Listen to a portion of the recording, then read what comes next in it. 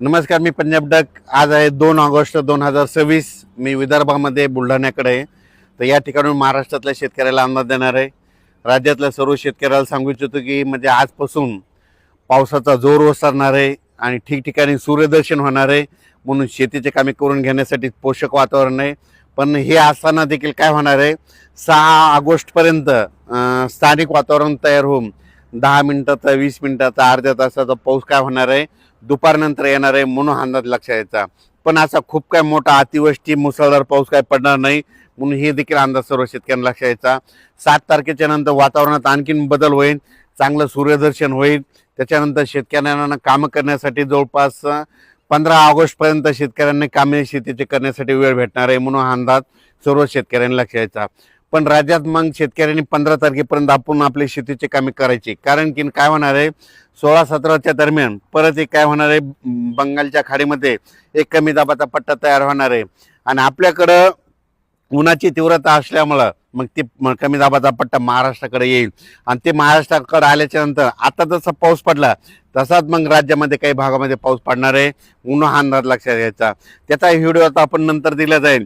पण तोपर्यंत शेतकऱ्यांनी काय करायचं, 15 ऑगस्टपर्यंत शेतीची कामे करून घ्यायला काही हरकत नाही. म्हणून हा अंदाज देखील सर्व शेतकऱ्यांना लक्षात घ्यायचा. या ऑगस्ट महिन्यात देखील एक चांगला मोठा पाऊस येणार आहे. म्हणून हा अंदाज लक्षात घ्यायचा. म्हणजे सांगायचं झालं तर 17 ऑगस्टपासून ते 30 ऑगस्टच्या दरम्यान एक चांगला मोठा पाऊस येईल. म्हणून हे देखील सर्व शेतकऱ्यांनी लक्षात घ्यायचं. तसेच सांगायचं झालं तर जे म्हणजे ज्या भागात पाऊस कमी पडलेला आहे ते जिल्ह्याचं नाव सांगतो. सोलापूर जिल्हा आहे, आता पडला पण त्याच्यामध्ये आणखीन कमीच आहे, तूट भरून निघालेली नाही. सोलापूर जिल्हा, बीड जिल्ह्याचा काही भाग, लातूर जिल्हा, धाराशिव जिल्हा, त्याच्यानंतर परभणी जिल्ह्यातला काही भाग, नांदेड जिल्ह्यातला काही भाग. तर ह्या जिल्ह्यातल्या सर्व शेतकऱ्याला सांगू इच्छितो की आता आणखीन 7 तारखेपर्यंत दररोज अर्ध्या तासाचा, 1 तासाचा स्थानिक वातावरण तयार होऊन दररोज वेगवेगळ्या भागात पाऊस पडणार आहे. म्हणून अंदाज लक्षात घ्यायचा. म्हणजे 7 तारखेपर्यंत आणखीन सोलापूर जिल्ह्यात देखील थोडाफार पाऊस आहे. म्हणून ही अंदाज लक्षात घ्यायचा. मंगळवेढा, पंढरपूर, सोलापूर ह्या पट्ट्यामध्ये देखील काय होणार आहे, ह्यामध्ये 7 ऑगस्टपर्यंत पाऊस पडणार आहे. म्हणून त्यांनी देखील अंदाज लक्षात घ्यायचा. धाराशिव जिल्ह्यातल्या शेतकऱ्याला सांगू इच्छितो, तुम्ही काय करा की 7 ऑगस्टपर्यंत दररोज वेगवेगळ्या भागात तुमच्या वेगवेगळ्या तालुक्यात दुपारनंतर थोडा पाऊस येणार आहे. म्हणून हा अंदाज लक्षात घ्यायचा. त्यानंतर बीड जिल्ह्यात देखील तशीच परिस्थिती राहील, परभणी जिल्ह्यात तशीच परिस्थिती राहील, जालना जिल्ह्यात देखील तसंच राहील. इकडं हिंगोली, वाशिम, नांदेड तिकडे देखील असाच स्थानिक वातावरण तयार होऊन पाऊस पडेल. अमरावती, अकोला, बुलढाणा तिकडे देखील चिखली, बुलढाणा, मेकर, लोणार, सिंदखेड राजा, देऊळगाव राजा, इकडं घाटाच्या खाली मालेगाव, नांदुरा, ह्या अकोट ह्या परिसरात देखील काय होणार आहे, दुपारपर्यंत ऊन राहील आणि दुपारनंतर स्थानिक वातावरण तयार होऊन 20 मिनिटाचा, 22 मिनिटाचा थोड्या सरी येणार आहेत. म्हणून हे लक्षात यायचं. आणि त्याच्यानंतर राज्यातल्या शेतकऱ्याला सांगू इच्छितो की सध्या तरी आता मोठा पाऊस नाही. मग मोठा पाऊस कधी येईल की मग 15 ऑगस्टच्या नंतर, म्हणजे ते 17 ऑगस्ट ते 30 ऑगस्टच्या दरम्यान येणार. म्हणून तोपर्यंत शेतीची कामे करून घ्यायला हरकत नाही.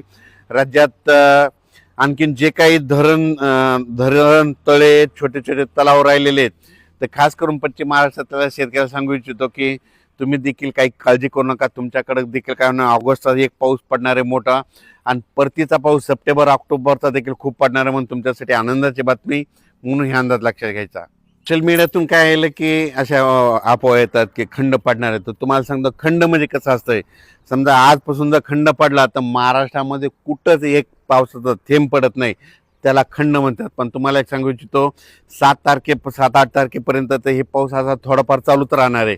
त्याच्यानंतर 13, 14, 15च्या दरम्यान नागपूर, भंडारा, वर्धा, गोंदिया, अमरावती, अकोला, बुलढाणा ह्या परिसरात, त्याच्यानंतर 13, 14, 15ला असा थोडा थोडा पाऊस येत राहणार आहे. मग याला खंड म्हणतात का? खंड म्हणजे कसा असतो की महाराष्ट्रात कुठंच पावसाचा एक देखील थेंब पडत नाही, घाटमाथ्यावर देखील पाऊस येत नाही, त्याला खंड म्हणतात. तर तुम्हाला सांगतो तसा खंड वगैरे काही एवढा पडणार नाही. म्हणून काही चिंता करायची गरज नाही. पाऊस असाच महाराष्ट्रामध्ये चालू राहील. फक्त काय होईल, आज या भागात, उद्या त्या भागात, परवा त्या भागात, असं करत करत 15, 16, 17 ऑगस्टपर्यंत असाच पाऊस विखुरलेल्या स्वरूपाचा पडत राहील. एकदम पाऊस असा बंद होणार नाही. 15-20 दिवस असा एकदम स्टॉप कुठलाच पाऊस होणार नाही. म्हणून अंदाज लक्षात घ्यायचा.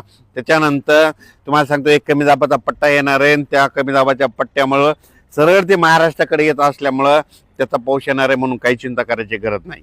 7 ऑगस्ट पर्यंत तुम्हाला सांगू इच्छितो कोकण पट्टी म्हणजे रत्नागिरीपासून पालघरपर्यंत ह्या घाटमाथ्याचा ते पाऊस न ते चालूच राहणार आहे. म्हणजे म्हणजे मोठं नसणार आहे पण ते पाऊस चालू राहणार आहे. त्याच्यामध्ये राहिलं झालं आता इकडं सोलापूर जिल्हा, धाराशिव जिल्हा, बीड जिल्हा, परभणी जिल्हा, अहिल्यानगर, त्याच्यानंतर संभाजीनगर, जालना जिल्हा, परभणी जिल्हा, नांदेड जिल्हा, हिंगोली जिल्हा, वाशिम जिल्हा, बुलढाणा जिल्हा, अकोला जिल्हा, अमरावती जिल्हा, यवतमाळ जिल्हा, त्याच्यानंतर भंडारा, नागपूर ह्या पट्ट्यामधला पाऊस काय होणार आहे थोडं थोडं चालूच राहणार आहे. असा एकदम काय बंद होणार नाही. 10 मिनिटाचा, 5 मिनिटाचा, 20 मिनिटाचा अशा सरी येणार आहे म्हणून हा अंदाज लक्ष यायचा. पुन्हा 13-14च्या नंतर काय होणार आहे एक कमी दाबाचा पट्टा उत्तर प्रदेशकडे जाणार आहे. त्याच्यामध्ये काय होणार ते थोडंफार विदर्भाकडून जात असल्यामुळं म्हणजे मध्य प्रदेश कडून जात असल्यामुळं थोडंफार विदर्भात देखील 13-14-15 दरम्यान ते देखील पाऊस थोडंफार पडणार आहे.